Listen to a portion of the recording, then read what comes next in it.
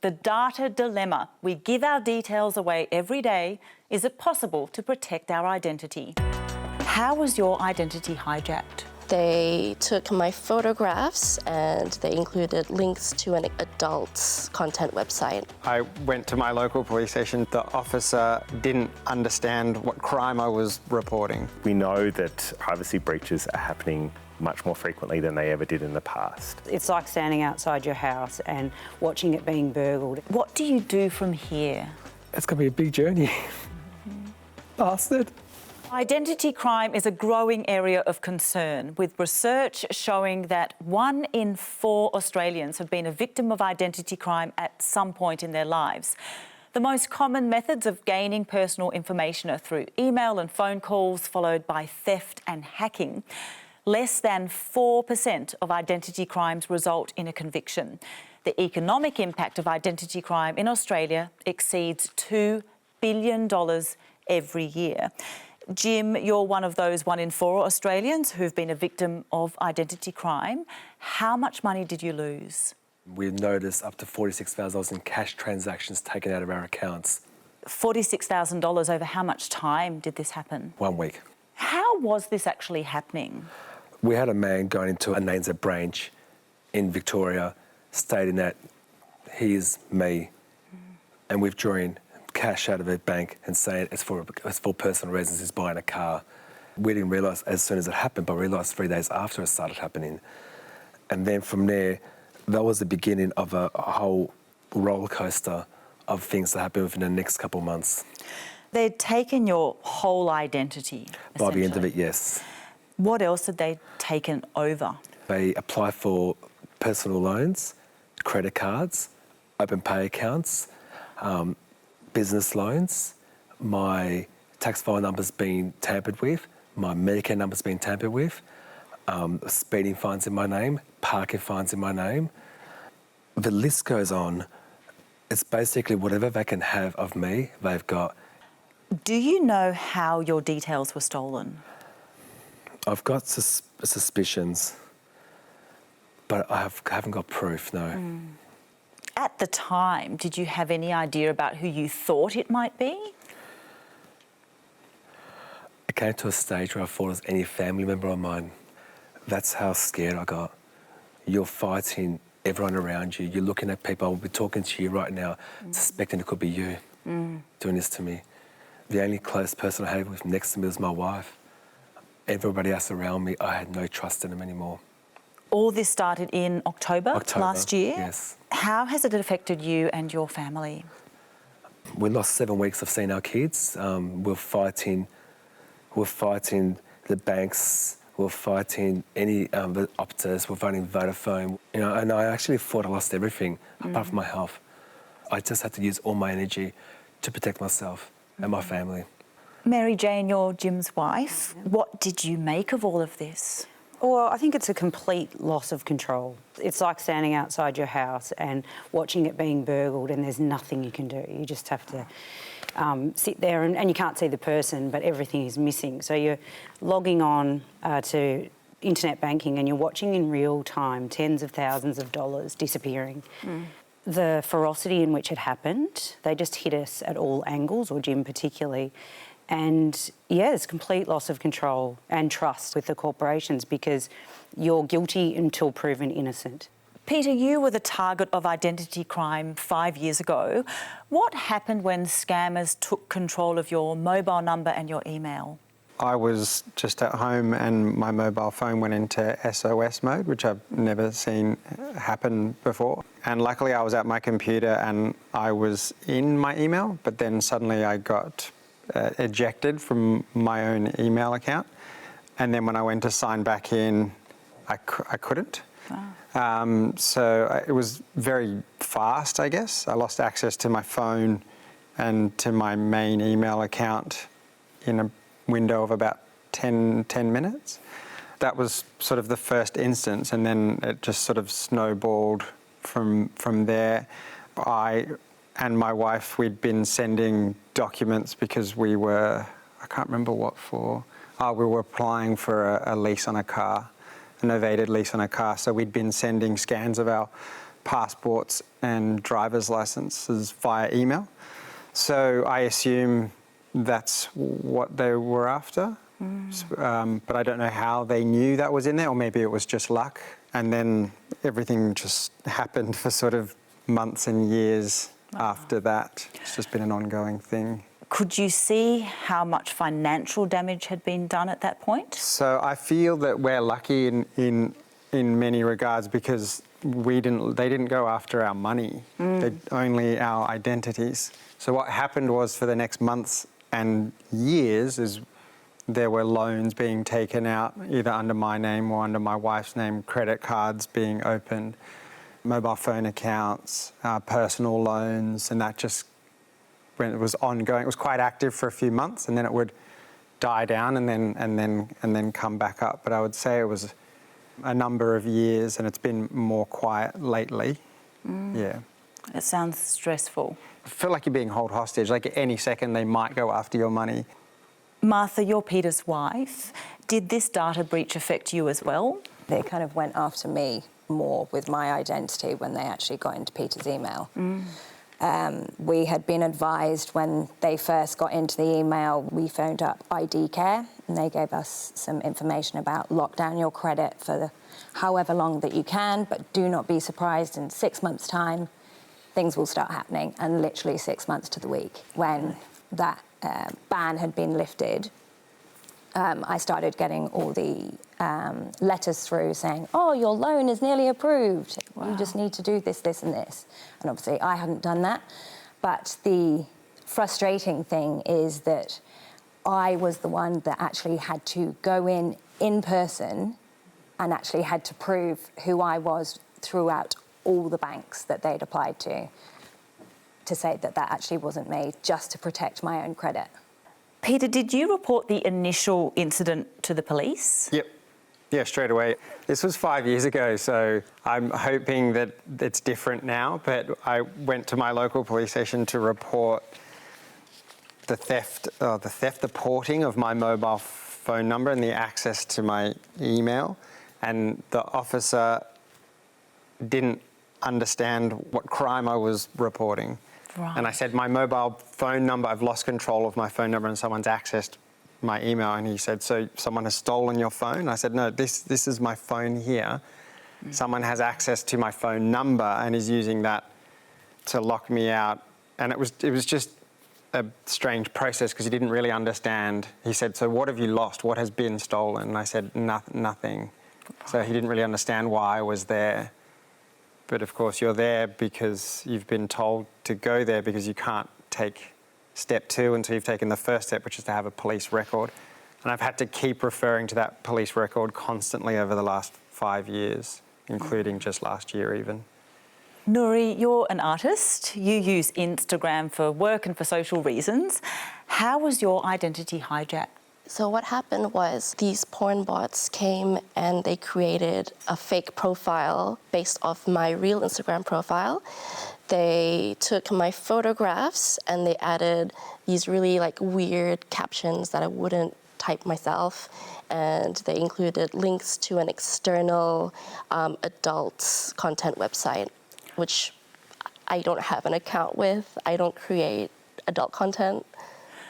So they'd basically taken your image and they'd used it to create another page that looked like it linked to some adult website. Yeah.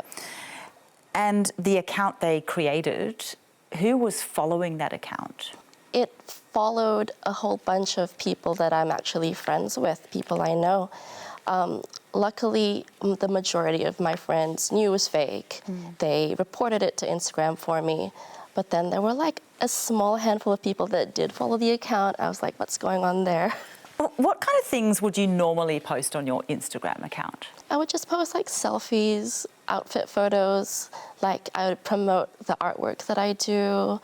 I really just used Instagram to mainly connect with people. I rarely posted things of my own.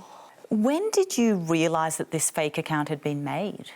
It was in August 2021, and I started receiving messages from people I knew, but also just people that followed me saying, hey, this weird account has followed me, you should know about it. And the way that the fake account worked was that it blocked me so that I couldn't actually see it. So I was just basing this off of screenshots that my friends had sent me. Why do you think people make these fake accounts? Like, what do you think the end game is for them? I think it's to scam people out of money, really. How did you feel when you saw that Pornbot account, or at least the screenshots of it? I was like really surprised initially because the photographs I post they're very tame, they're quite demure, there's nothing really provocative about them.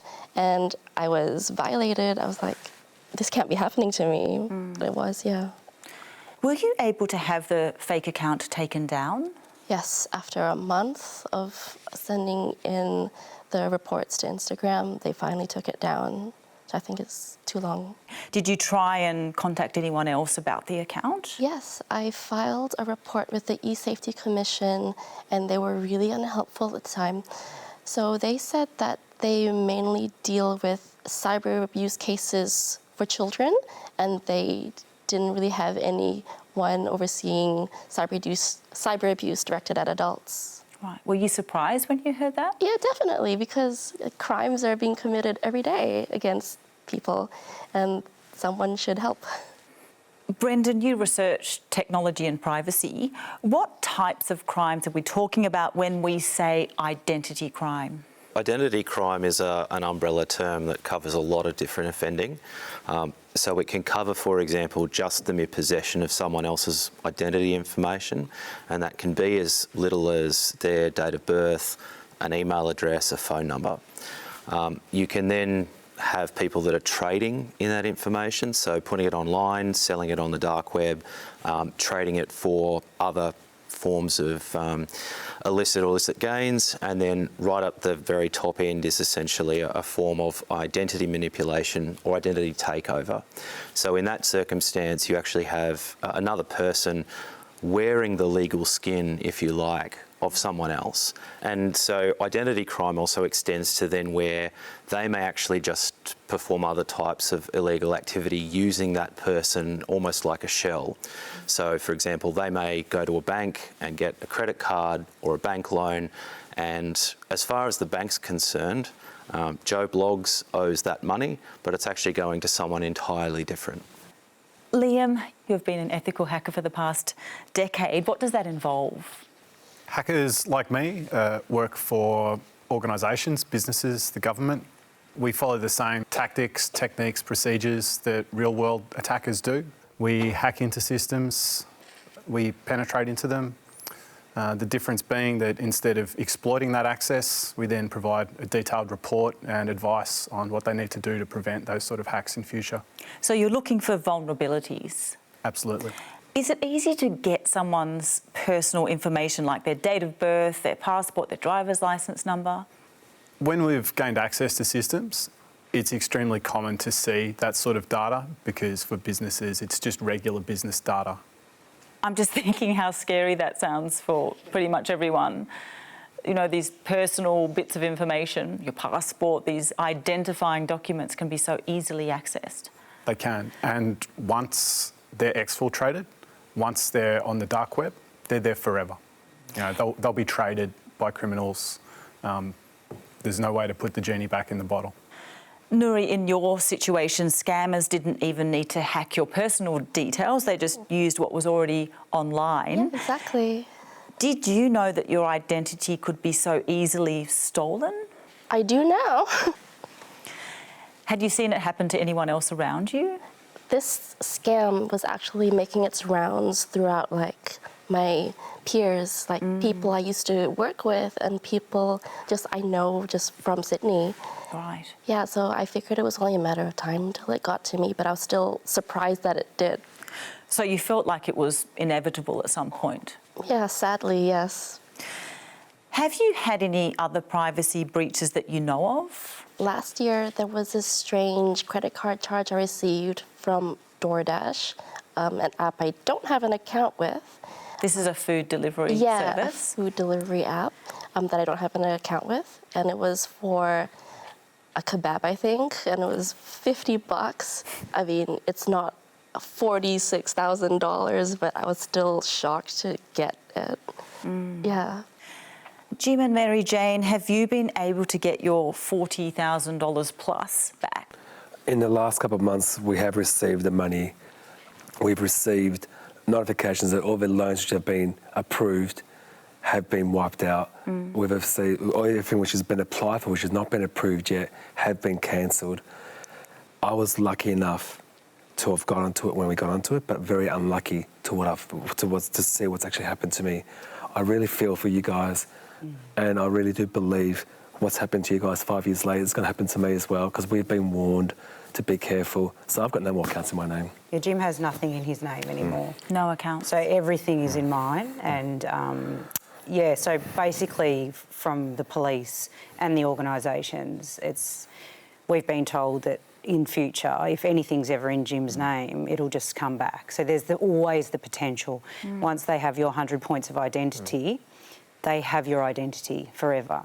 So, you know, there's this horrific ongoing sort of risk for Jim, to the point that it's been suggested that he change his name. Wow. So that we can move forward. So that's really the only way, is him changing his own identity to then move forward. How much would that cost? What would that involve? For us, it's not about the cost. For us, it's about living a normal life.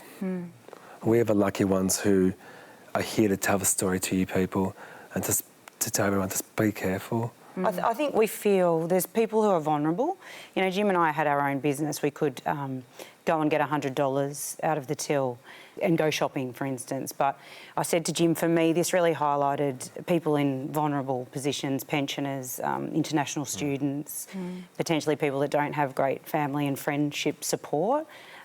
Or financial support. There's no support for you. You are completely alone. Cybersecurity is something that affects absolutely everybody. Cyber criminal groups constantly evolving their techniques and finding new ways to target individuals. When we look at the kind of devices we have in our homes, we could start off with a CCTV camera connected to the internet, streaming its data through to a cloud-based service. All of that data could be accessed by a third party. Once we're inside a person's home network, you have access to every device on the network, perhaps their laptop that they use to access their internet banking, which means I can capture your online banking credentials. Alexa, what's the nearest pharmacist? I found a few nearby pharmacies. If we look at personal assistant devices, those devices are obviously listening into a conversation. They're waiting for their trigger word. Start cleaning the designated area. Robotic vacuum cleaners are becoming very, very intelligent. They're starting to build maps of our homes. We're seeing devices coming out with cameras and to start to categorise your home environment. But beneath all of that, there's a potential dark side. All of these devices that have been capturing video or audio data and placing it into the cloud, if you look at the terms and conditions, when we opened the box, when we turned on the device, we agreed to all of that data being shared. But it's when that data is compromised and put into the wrong hands that we have real concerns. It's just not possible to have a fully secure system because our adversaries are very intelligent, very capable, and highly motivated. Basim, are you surprised at how often our data is collected? Not really, because at every stage, well, whether you're sometimes you're driving, and you're driving through a toll, and your data is collected where you are. We're talking about you going shopping, you're going anywhere, and CCTV camera at your house, everywhere you are. Actually, someone's collecting information about you. Do you use things like loyalty programs when you're shopping? I personally don't, but my wife does. And when you have a family and you have kids, then how much data can you really protect? When you need those loyalty programs, you need to be out there, and you can't just lock yourself up or jump in the ocean in a safe box. It's not going to happen. Martha, is it worth giving away your personal information in exchange for, say, a discount? Ooh, I am quite thrifty, so that one's a hard answer. I think when you are usually signing up for these loyalty programs, they're usually with a big corporation. So I think in some ways you feel that there is a bit more trust. Surely they've got our backs, they've got the funding, but whether or not that is the case, I don't know. I do have my rewards cards. And I would probably continue using them, even though watching that was particularly terrifying. And also, we bought a robo-vac, and now I never want to use it. Liam, are we signing up for more than just a discount with things like loyalty programs? Loyalty programs have been notorious for the misuse of data. They are large organisations. Breaches are not the only risk associated with handing over that data. They're giant privacy statements and terms and conditions that no one reads generally say that they can do whatever they like with that data. For businesses like that, they say data is the new oil, and they want to aggregate and hold on to as much of your data as they possibly can to use it to target you for advertisements, which doesn't sound too bad, but they can also use it for things like profiling you and deciding, oh, that flight for Bali that you're Googling, I'm actually going to offer you a little bit of a higher price because I think you can pay it. So it doesn't necessarily always lead to discounts. It can actually have costs. Anna, are you conscious of giving out your personal details? Rabid. Absolutely rabid about not giving out my personal information. Why is that? It's my information. I come from a banking environment over many decades and I've followed this particular area, but in the most part, it's just privacy. If I go into Woolworths, I shouldn't have to pull out my little redemption card or whatever it is to get a discount. Every single day, an issue comes up where I'm asked to or required to give my personal information, either one way or another. And it's a daily issue. I'm astounded at the pace of change of data collection. And I hear this gentleman behind me talking about how they trade in this information and use price discrimination, which it's extraordinary, yeah. How does that affect you day to day? I recently had the experience, I was travelling around, I turned up in a particular city, which I won't mention, and I wanted to go to the gym because, you're sitting in the car, having a good time, eating too many munchies. And 19 gyms later, wow, I still could not join a gym, let alone price discrimination, putting that aside because I was happy to pay, without giving up my personal information. When I asked, what's your privacy policy? Not one of them really understood what I was talking about. What about things that you have to give out details for, like, say, booking a flight? Or are you able to watch, streaming services, for example? Well, the answer to that is no. I don't watch streaming services because... Not even SBS On Demand? I do watch SBS Insight, but that's the only one. Right answer, Anna, that's the right answer. And that's because I actually have access to SBS, but the answer to that is no, I don't watch any of that. I guess the worst of it came to me was with COVID. You could not get in without a QR code. So you don't have QR codes, so you can't go out, you can't go shopping, you can't go to a restaurant, can't get a coffee. It's a completely debilitating thing to be prepared to not hand over your identity every single day. Despite being so cautious, you've been caught up in a data breach yourself? Well, yes, Optus, I lost my licence number, and so they send you a letter and they say, well, you now have to go and replace your licence. And I thought to myself, well, you get a licence number for life. They don't just give you a new licence with a new number. And even if they did do that, I'd have to go and give that to all the banks with whom I have a relationship and so forth. So it's a big, big job. Brendan, what about you? Do you know if your private information has been compromised? We were notified about 6 months ago that information that we'd given to AHM had been released. And fortunately for us, we'd stopped being customers a number of years before that happened. But of course, AHM wasn't particularly mentioned in the media, but was obviously acquired by Medibank, and so was caught up in the data breach as well. Do you think people like Anna, for example, are doing the right thing as her approach to data keeping her safer? You simply can't make everything 100% secure. I think she's going a long way. I think everyone should always ask questions about why someone is asking you for personal data. When I went to get my haircut a couple of weeks ago, they asked me for my email address, and I said, "What would you need that information for? I'm here to get my haircut." Ed, you're a human rights lawyer. Is privacy a human right? Absolutely it is. We know that if your identity is not able to be proven, you go through life almost like a ghost. There are so many ways in which you have to prove who you are, to access social security, to open a bank account, to get a mobile phone. And so the privacy of your information is really crucial. How often is that human right violated?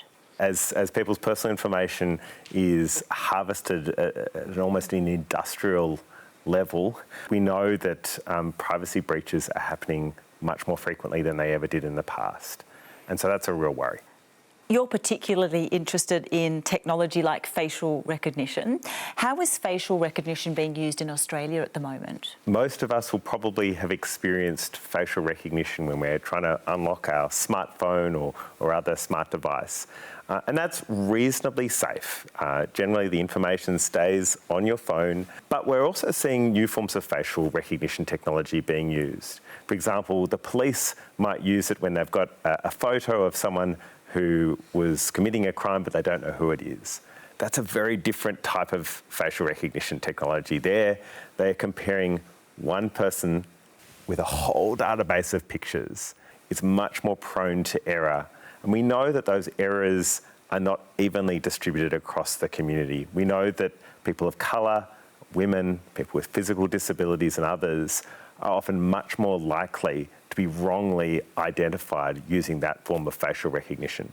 I think the technology is improving, that's definitely true, but we don't really have strong laws here in Australia. We've got no dedicated law dealing with facial recognition technology, and we've heard the terrible things that can then happen if your credit card details are stolen. But imagine if it's your biometric information that is stolen.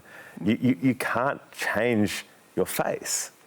So what happens if your face is stolen in a hack? There's not a lot you can do. We've actually seen in the United States a couple of years ago, the Department of Homeland Security, one of its facial recognition systems that was used at the border with Mexico, was subject to a hack. And it was incredibly damaging and distressing for the people involved. I think the thing about facial recognition that is different is that it really relies on our biometric information, the way in which we look. And we recognise each other using faces. And so that's something that is really fundamental to who we are as humans.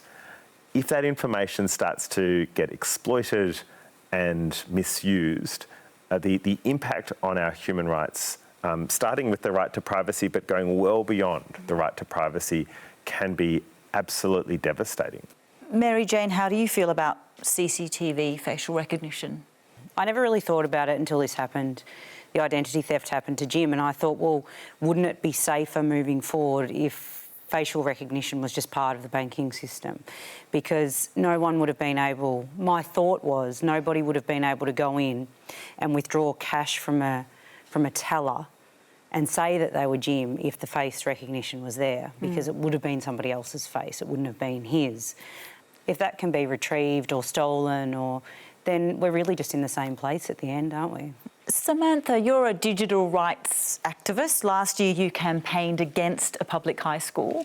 Why was that? There was this high school in New South Wales that received a bunch of attention because they were rolling out this system where they were going to scan students' fingerprints to be able to access the toilets.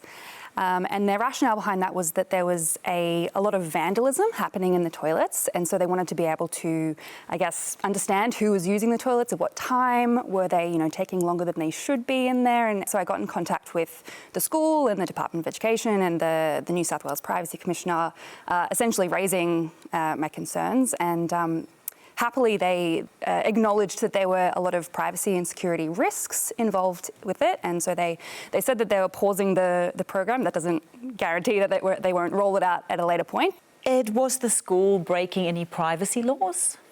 Yeah, in human rights law, you have this principle called proportionality.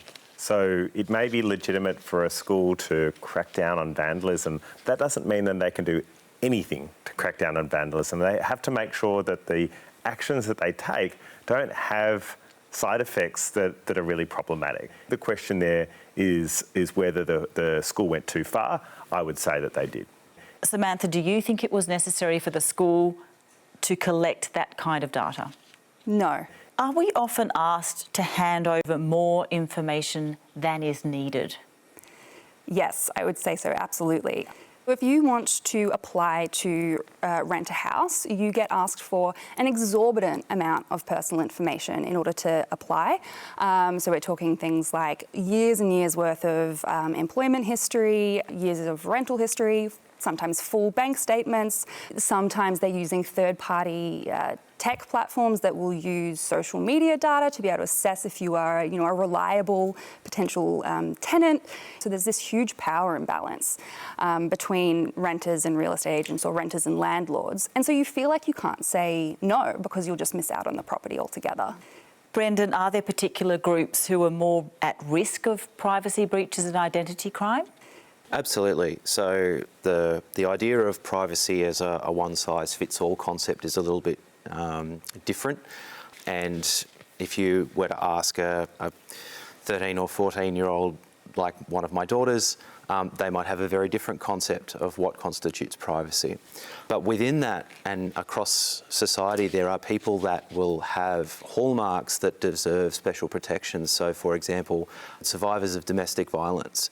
These are people who've been in horrific and traumatising experiences, who may have survived, fled perhaps even to a different state, trying to rebuild their lives, and then all of a sudden their name, mobile number, email address and physical address is out on the internet for the perpetrator to find them.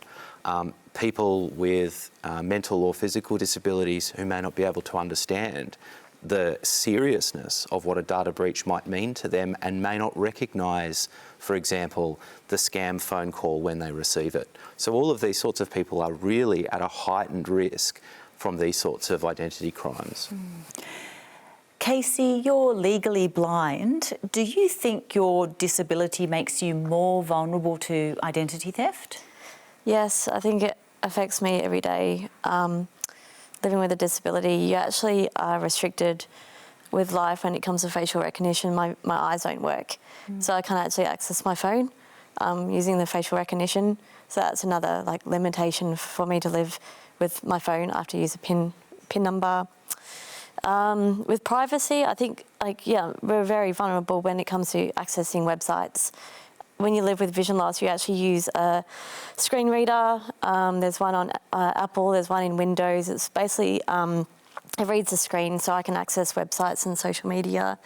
I can't see images, so I can't even fill out an application form.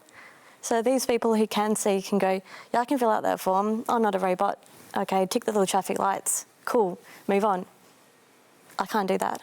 And when it affects accessibility and security, I know Ed brought up, human rights have privacy, but security is taking over my accessibility. It'd be nice if organisations actually look at accessibility instead of security, because it'll make life much easier.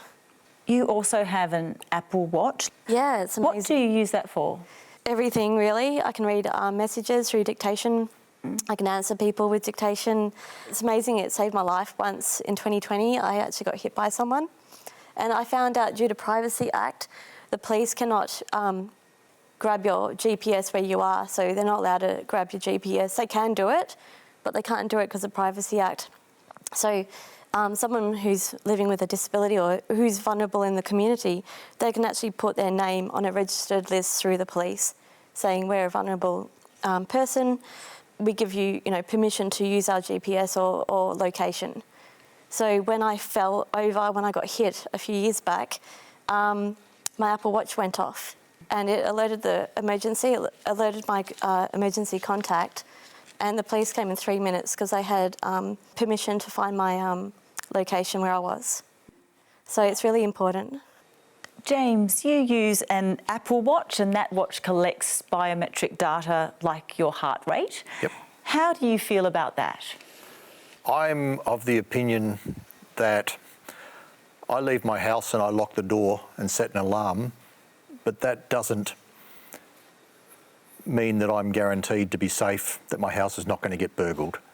My data is out there, and I feel that if someone wants it bad enough, they're probably going to get it.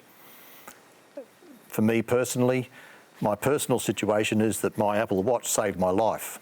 Wow. So I'm less likely to go against all of the biometric data being out in the world. How did your Apple Watch save your life? Very simply, in October 21, I would be sitting watching television and my watch would beep at me saying my heart rate had jumped up over 120 when I'd been sitting still for 10 minutes. It did this over a couple of weeks, and with some encouragement I decided I'd go to the doctor and find out if there was anything in it. That led to blood tests, which led to scans, which led to more tests and more scans, and basically I went in for an angiogram and they said, if necessary, we'll do stenting. I woke up from the angiogram and they said, this is Trevor, he's going to be performing your triple bypass next week. Wow. I had a 90% blockage in the top of my heart, and without this thing on my wrist, which I treated as a gadget up until then, without it beeping at me, I probably wouldn't be here. Do you know how much data Apple has collected about you? Absolutely no idea. Basim, you head up a healthcare organisation providing services like psychology and physiotherapy. Are you concerned about your patients' privacy? Yeah, so there are two issues. First of all, the issue of digitalizing the service. So it makes it much easier for our client, for their lives, for picking up their data and so on. But at the same time, then the privacy of protecting that, the privacy and protecting the data, especially that legally we are obliged to keep their data after that client becomes inactive for 7 years. Right. So we're talking about loads of data that needs to be protected. And when we're talking about data, we're not talking only about credit cards and financial information. We're talking about people's diagnosis, privacy information about their health and well-being and so on. And of course, we're all trying our best. But then when you come to cybersecurity, it's such a big space. Your business was a Medibank client, I understand. Were you affected by that breach? No, we weren't. Okay. At least not that we are aware of. How does your company store patient data? We, of course, have cloud services, as everyone else does.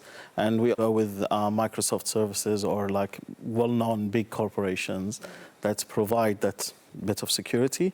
We also have our own servers in-house in every single clinic that we have. And the patient files before, of course, used to be handwritten, so you put them in a locker, you literally lock the locker, then you lock the room. That is not viable in 2023. So then you have to depend on cybersecurity experts, and then, of course, an IT providers and this stuff, and that comes to much higher costs. And then who picks up that bill? So we go back to financial issues. Do you think other business owners are equipped to tackle cybersecurity risks? I don't think so. I think it's a problem that we all have. Well, I can't say we are not equipped. There's a lot of course, thinking going on behind it. There's a lot of governance. There's a lot of, people who are consultants. But I think we don't know when is it secure. That question is a very, it's concerning for us, but I don't know who has the answers. Brendan, what are the consequences for companies if they have a data breach? So Up until the end of last year, a company that was taken to federal court for a breach of privacy would be looking at a fine of about 2.2 million.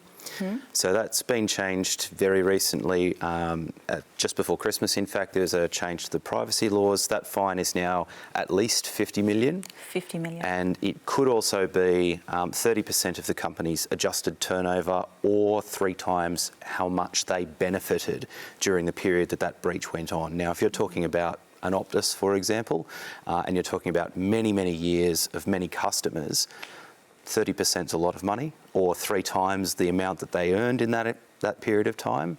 The fines are a lot bigger now.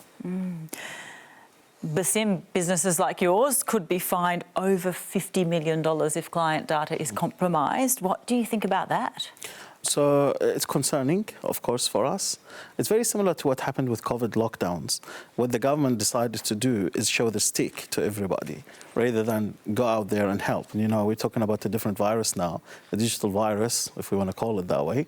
And the government's still doing, again, the same thing. Show the stick before showing the help. And helping actually everyday Australians. It's not just helping the businesses, because the data we are actually obliged to keep for 7 years. These are data of everybody, you know. Brendan, will higher fines stop data breaches from happening?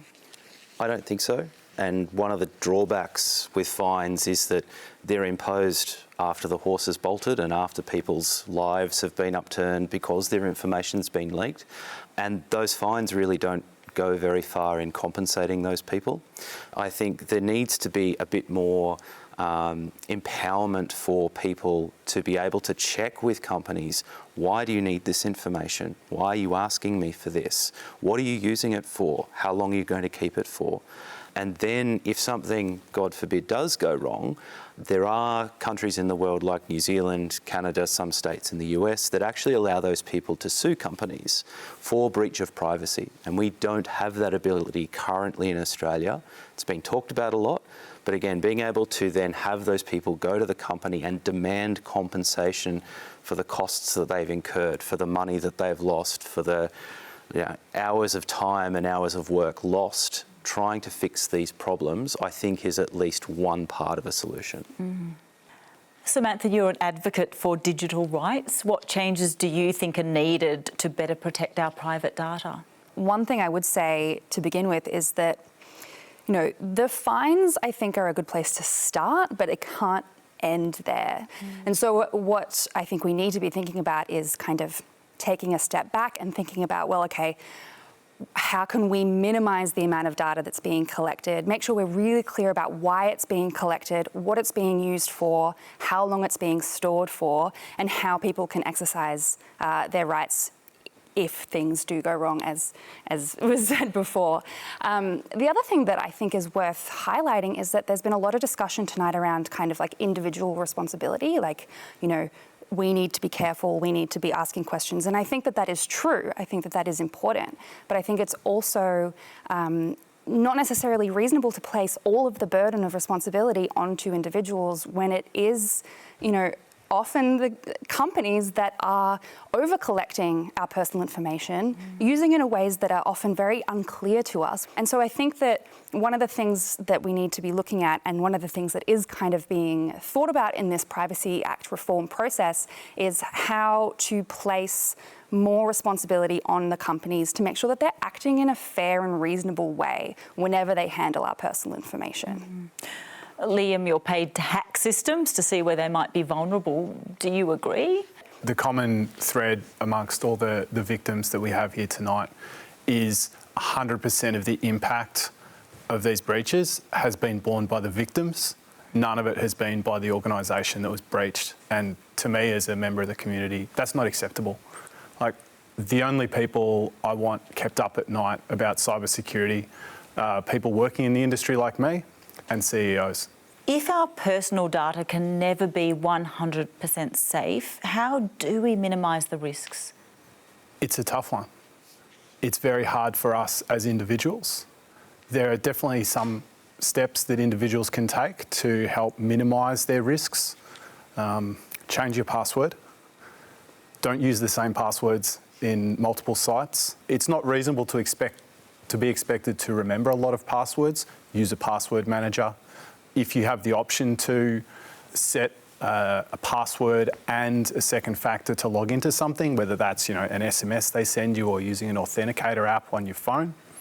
And the other thing is you need to have your guard up at all times. Can password managers be breached too? Not only can they be breached, but one of the largest ones was breached recently. Right. It's one that I had used, but at the end of the day, it wasn't a catastrophic breach. I'd just like to check in your thoughts about passwords. Do they make you feel safe? Casey, I might ask you that. I don't have the best memory, so for me, I usually second guess what my password is, and it's hard for me to remember, and that's why it's good to have data set somewhere for me to remember, or someone to help me to find that information. So for me, I think changing the password is probably a hindrance more than confidence in navigating websites or cyberspace. Mary Jane, how about you? How do you feel about passwords and the security around that? I definitely now have multiple passwords across any account, really. I've gone in and created new passwords across the board. I've got authenticators on nearly everything. And that's, my identity wasn't taken. So that was a byproduct of watching Jim go through what he went through. And I just think anything to keep you safer. Obviously with Casey, completely different scenario. And there has to be some sort of security around that again. I agree with the onus being on the companies as well. That was a big one for me. Peter and Martha, your data was stolen 5 years ago. Are you still dealing with the repercussions now? I'll let you answer that. Most recently, I had a debt collection agency after me for some money that obviously wasn't mine. The way I found out about that is I was at the shop and I went to pay for something by credit card and it was denied. So I called the credit card company and just inquired about why my card was frozen, and they said it's because I have a default on my credit report, which I said is obviously a mistake because I don't. Then I paid to access my credit file and saw that a company had put a block on my credit, and I contacted that company. And they were really glad that I'd contacted them because apparently I owed them thousands of dollars for a mobile phone bill. Wow. And when I told them that wasn't mine, they really only had 3 questions. Is this your name? Is this your birthday? And is this your license number? And I said, yes, that is. And they said, well, as far as we're concerned then, it's your debt. So you'll just have to pay it. Martha, before this incident, what kind of measures did you have in place to protect your privacy? I suppose as a consumer, you think an email address and a password is enough. I don't know that I was particularly security conscious. I did the normal things like setting passwords, having different passwords, having a 2-part authentication, i.e. mobile phone. But after our security breach with Peter's email, that mobile phone authentication worked against us because they had Peter's number. So when they got into his email and wanted to change a password, that code went to Peter's number. So that didn't help? No. Peter, how has this all changed your approach to privacy? I think you, like other people here, you just become overly sensitive and more worried about which debt collector is going to call me next or which bank is going to contact me about a loan that's been taken out under my name. That's a separate issue from the data breach. The initial one from 2018, it's all collateral from that. Jim and Mary Jane, do you relate to that sense of this being ongoing? Yeah, I think your trust and your security is forever changed. And that's just generally in life. You know, you move through it with a very different perspective. I don't know if you feel the same. I feel like we've got many years of problems to face. But I also know I'm not going to let them beat me. Your identity was stolen late last year. When was the last time your identity was used by someone else? Middle of December, because there was a stop to it, because a man on the floor of Orvis has been detained by police. But the police have actually told me there's more people involved behind the scenes, and we are going to get them one day. Have you had anything recently happen where your identity was used? Not this month. Not this month? So it's been a good month. Okay. That's not true. You got fined. I got a fine. I got a fine, but fines yes, and speeding fine. yes. I did get a parking fine, and the speeding fine has been set as well. Yeah. But the parking fine was dated back from November, but the fine came this month. Came in January. Does knowing who the culprit was help in any way? It's made me more angry. Has it? Yes. In what way? I can't say it on TV. It's a personal attack, that's what the police said. And he's really played my life, and that won't be forgotten. What do you do from here? I don't know, it's just a learning experience. Hearing what's happening on the side here, it's going to be a big journey. Bastard.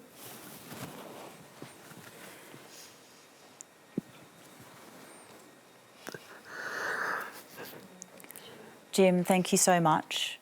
Thank you to you all for your time tonight. That's all we do have time for. Thank you so much for joining us. I'll see you next week.